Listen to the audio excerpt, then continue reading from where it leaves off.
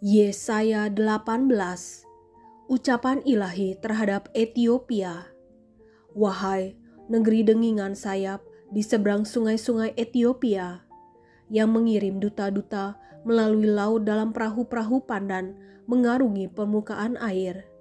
Pergilah, hai utusan-utusan yang tangkas, kepada bangsa yang jangkung dan berkulit mengkilap, kepada kaum yang ditakuti dekat dan jauh, yakni bangsa yang berkekuatan ulet dan lalim, yang negerinya dilintasi sungai-sungai.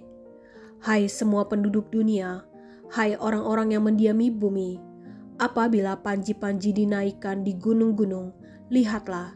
Apabila sangkakala ditiup, dengarlah. Sebab beginilah firman Tuhan kepadaku, aku akan menjenguk dari tempat kediamanku dengan tidak bergerak, seperti hawa panas yang mendidih waktu panas terik, seperti kabut embun di panas musim menuai. Sebab sebelum musim buah, apabila waktu berbunga sudah berakhir dan gugusan putik menjadi buah anggur yang hendak masak, maka Tuhan akan mengerat ranting-rantingnya dengan pisau pemangkas dan menyisikan carang-carangnya dengan memacungnya. Semuanya itu akan ditinggalkan bertumpuk-tumpuk bagi burung-burung buas di pegunungan dan bagi binatang-binatang di hutan. Pada musim panas burung-burung buas akan bermukim di situ, dan segala binatang hutan pada musim dingin. Pada waktu itu juga persembahan akan disampaikan kepada Tuhan semesta alam dari kaum yang jangkung dan berkulit mengkilap, dan dari kaum yang ditakuti dekat dan jauh, yakni bangsa yang berkekuatan ulet dan lalim, yang negerinya dilintasi sungai-sungai, ke tempat nama Tuhan semesta alam, yaitu Gunung Sion. Yesaya 19. Ucapan ilahi terhadap Mesir. Ucapan ilahi terhadap Mesir. Lihat, Tuhan mengendarai awan yang cepat dan datang ke Mesir. Maka berhala-berhala Mesir gemetar di hadapannya, dan hati orang Mesir merana hancur dalam diri mereka. Aku akan menggerakkan orang Mesir melawan orang Mesir, supaya mereka berperang, setiap orang melawan saudaranya, dan setiap orang melawan temannya, kota melawan kota, kerajaan melawan kerajaan. Semangat orang Mesir menjadi hilang, dan rancangannya akan kukacaukan. Maka mereka akan meminta petunjuk kepada berhala-berhala, dan kepada tukang-tukang jampi, kepada arwah, dan kepada roh-roh peramal. Aku akan menyerahkan orang Mesir ke dalam tangan seorang tuan yang kejam, dan seorang raja yang bengis akan memerintah mereka. Demikianlah firman Tuhan, Tuhan semesta alam. Air dari sungai Nil akan habis, dan sungai itu akan menjadi tohor dan kering, sehingga terusan-terusan akan berbau busuk, dan anak-anak sungai Nil akan menjadi dangkal dan tohor, gelagah dan teberau akan mati rebah. Rumput di tepi sungai Nil dan seluruh tanah persemaian pada sungai Nil akan menjadi kering ditiup angin dan tidak ada lagi. Para nelayan akan mengaduh dan berkabung, yaitu semua orang yang memancing di sungai Nil, semua orang yang menjala di situ akan merana juga. Orang-orang yang mengolah lenan akan mendapat malu, demikian juga tukang-tukang tenun kain putih. Mereka yang menenun akan remuk hatinya, segala pekerja upahan akan bersedih hati. Para pembesar Zoan adalah orang-orang bodoh belaka. Para penasehat Firaun yang paling bijaksana memberi nasihat yang dungu. Bagaimanakah kamu dapat berkata kepada Firaun, aku ini anak orang-orang bijaksana, anak raja-raja zaman purbakala? Di manakah orang-orang bijaksanamu? Biarlah mereka mengumumkan kepadamu serta memberitahukan apa yang diputuskan Tuhan semesta alam tentang Mesir. Para pembesar Zoan bertindak tolol, para pembesar Memphis sudah terpedaya. Para pemuka suku-suku mereka telah memusingkan Mesir. Tuhan telah mencurahkan di antara mereka suatu roh kekacauan, dan mereka memusingkan Mesir dalam segala usahanya, sehingga seperti seorang mabuk yang pusing waktu muntah-muntah. dan tidak ada usaha Mesir yang akan berhasil yang dilakukan oleh pemimpin dan pengikut, oleh pemuka dan orang biasa. Pada waktu itu, orang-orang Mesir akan seperti orang-orang perempuan. Mereka akan gemetar dan terkejut terhadap tangan Tuhan semesta alam yang diancungkannya kepada mereka.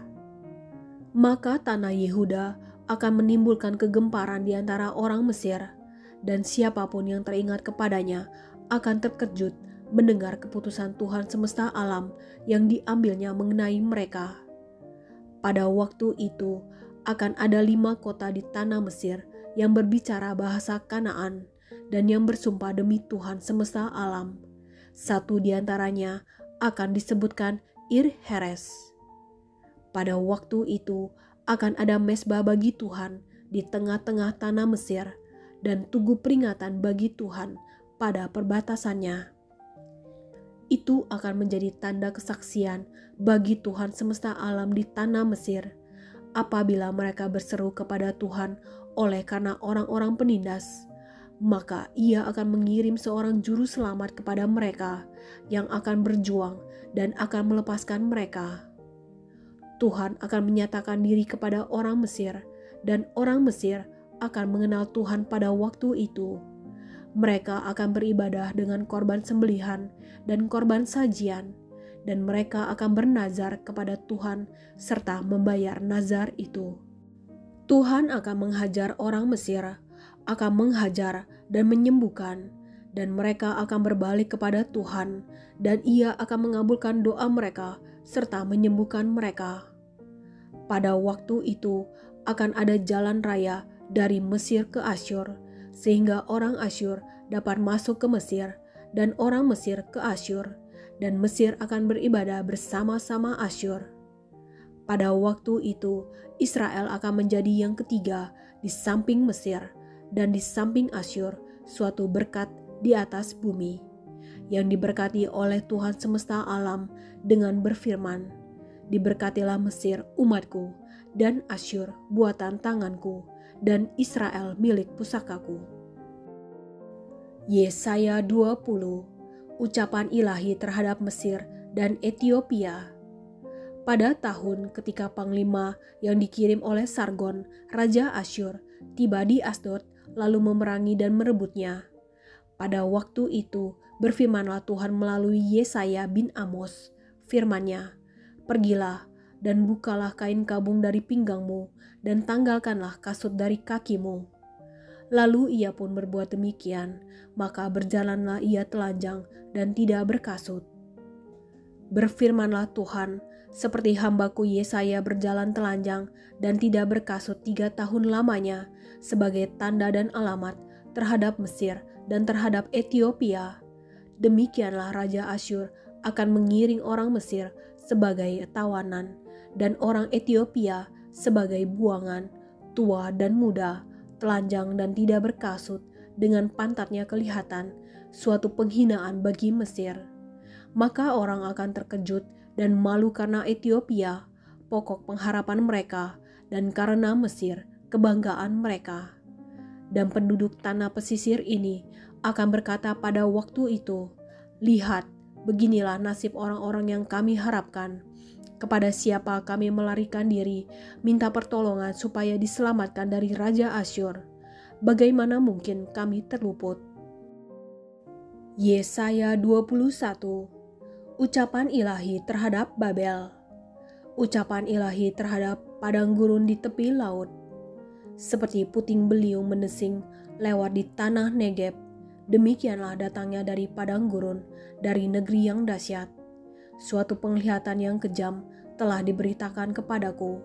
Pengarong-mengarong, perusak-merusak. Majulah, hai Elam, kepunglah, hai Madai. Aku hentikan semua keluh yang ditimbulkannya. Sebab itu pinggangku amat sakit. Sakit mulas menimpa aku, seperti sakit mulas perempuan yang melahirkan. Aku terbungkuk-bungkuk, tidak mendengar lagi. Aku terkejut, tidak melihat lagi. Hatiku gelisah, kekejutan meliputi aku. Malam hari yang selalu kurindukan itu sekarang menggentarkan aku. Orang sibuk menyajikan hidangan, mengatur tempat-tempat duduk makan minum. Tiba-tiba kedengaran, "Hai para panglima, siaplah tempur, minyakilah perisai. Sebab beginilah firman Tuhan kepadaku, pergilah, tempatkanlah seorang peninjau, apa yang dilihatnya haruslah diberitahukannya. Apabila dilihatnya pasukan, pasang-pasangan orang berkuda, pasukan keledai, pasukan unta, maka haruslah diperhatikannya sungguh-sungguh dengan penuh perhatian." Kemudian berserulah orang yang melihat itu, "Di tempat peninjauan, ya Tuanku, aku berdiri senantiasa sehari suntuk, dan di tempat pengawalanku, aku terpancang setiap malam. Lihat, itu sudah datang sepasukan orang, pasang-pasangan orang berkuda." Lalu berserulah ia, katanya, sudah jatuh Babel, dan segala patung berhalanya telah diremukkan dan bertaburan di tanah. Hai bangsaku yang telah dipijak-pijak dan diinjak-injak, apa yang kudengar dari Tuhan semesta alam Allah Israel telah kuberitahukan kepadamu. Ucapan ilahi terhadap Duma. Ucapan ilahi terhadap Duma. Ada seorang berseru kepadaku dari Seir, "Hai pengawal, masih lama malam ini. Hai pengawal, masih lama malam ini." Pengawal itu berkata, "Pagi akan datang, tetapi malam juga. Jika kamu mau bertanya, datanglah bertanya sekali lagi." Ucapan ilahi terhadap Arabia. Ucapan ilahi terhadap Arabia. Di belukar di Arabia, kamu akan bermalam, hai kafilah-kafilah orang Dedan. Hai penduduk tanah Tema, keluarlah, bawalah air kepada orang yang haus.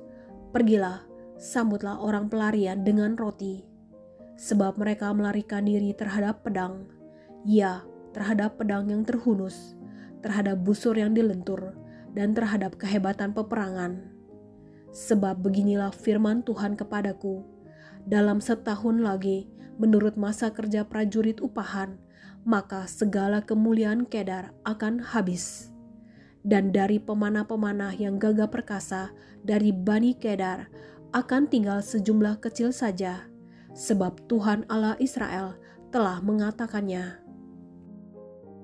Yesaya 22. Kelancangan penduduk Yerusalem. Ucapan ilahi terhadap lembah penglihatan. Ada apa gerangan, maka semua pendudukmu naik ke soto-soto rumah. Hai kota yang bersorak riuh dan ribut gembira, hai negeri yang beria-ria. Orang-orangmu yang mati terbunuh bukanlah terbunuh oleh pedang, dan bukanlah gugur dalam peperangan. Semua panglimamu sama-sama melarikan diri, mereka tertawan tanpa tembakan panah. Semua orang-orang kuatmu sama-sama tertawan, biarpun mereka sudah lari jauh-jauh. Sebab itu aku berkata, buanglah mukamu terhadap aku, biarkanlah aku menangis dalam kepahitan. Janganlah mendesak aku, supaya aku terhibur mengenai kebinasaan putri bangsaku. Sebab Tuhan semesta alam telah menentukan suatu hari, Ia akan menggemparkan, menginjak-injak, dan mengacaukan orang. Di lembah penglihatan, tembok akan dirombak, dan teriakan minta tolong sampai ke puncak gunung. Elam telah memasang tabung panah, Aram datang dengan pasukan berkereta dan berkuda, dan Kir membuka sarung perisai. Maka lembah-lembahmu yang paling indah penuh dengan kereta, dan pasukan berkuda berbaris di hadapan pintu gerbang, dan Yehuda kehilangan perlindungan. Pada waktu itu, engkau memandang kepada perlengkapan senjata di gedung hutan. Kamu melihat bahwa memang sudah banyak sekali retak-retak tembok kota Daud, dan kamu mengumpulkan air kolam bawah. Kamu menghitung rumah-rumah di Yerusalem, dan kamu merobohkan rumah-rumah untuk meneguhkan tembok. Kamu membuat tempat pengumpulan air di antara kedua tembok itu untuk menampung air dari kolam yang lama. Tetapi kamu tidak memandang kepada Dia yang membuatnya, dan tidak melihat kepada Dia yang telah sejak dahulu membentuknya. Pada waktu itu, Tuhan, Tuhan semesta alam menyuruh orang menangis dan meratap dengan menggundul kepala dan melilitkan kain kabung. Tetapi lihat, di tengah-tengah mereka ada kegirangan dan sukacita, membantai lembu dan menyembelih domba, makan daging dan minum anggur sambil berseru, "Marilah kita makan dan minum, sebab besok kita mati." Tetapi Tuhan semesta alam menyatakan diri dan berfirman kepadaku, "Sungguh, kesalahanmu ini tidak akan diampuni sampai kamu mati." Firman Tuhan, Tuhan semesta alam. Tentang Shebna dan Elyakim. Beginilah firman Tuhan, Tuhan semesta alam. Mari, pergilah kepada kepala istana ini, kepada Shebna yang mengurus istana, dan katakan, "Ada apamu dan siapamu di sini, maka engkau menggali kubur bagimu di sini. Hai yang menggali kuburnya di tempat tinggi, yang memahat kediaman baginya di bukit batu. Sesungguhnya Tuhan akan melontarkan engkau jauh-jauh, hai orang. Ia akan memegang engkau dengan kuat-kuat dan menggulung engkau keras-keras menjadi suatu gulungan dan menggulingkan engkau seperti bola ke tanah yang luas. Disitulah engkau akan mati dan disitulah akan tinggal kereta-kereta kemuliaanmu, hai engkau yang memalukan keluarga tuanmu. Aku akan melemparkan engkau dari jabatanmu dan dari pangkatmu engkau akan dijatuhkan. Maka pada waktu itu aku akan memanggil hambaku Elyakim bin Hilkiah. Aku akan mengenakan jubahmu kepadanya dan ikat pinggangmu akan kuikatkan kepadanya dan kekuasaanmu akan kuberikan ke tangannya. Maka ia akan menjadi bapa bagi penduduk Yerusalem dan bagi kaum Yehuda. Aku akan menaruh kunci rumah Daud ke atas bahunya. Apabila ia membuka, tidak ada yang dapat menutup. Apabila ia menutup, tidak ada yang dapat membuka. Aku akan memberikan dia kedudukan yang teguh, seperti gantungan yang dipasang kuat-kuat pada tembok yang kokoh. Maka ia akan menjadi kursi kemuliaan bagi kaum keluarganya. Dan padanya akan digantungkan segala tanggungan kaum keluarganya, tunas dan taruk, beserta segala perkakas yang kecil, dari piring pasu sampai periuk belanga. Maka pada waktu itu, demikianlah firman Tuhan semesta alam, gantungan yang dipasang kuat-kuat pada tempat yang kokoh itu tidak akan kuat lagi, sehingga patah dan jatuh, dan segala tanggungannya itu hancur, sebab Tuhan telah mengatakannya.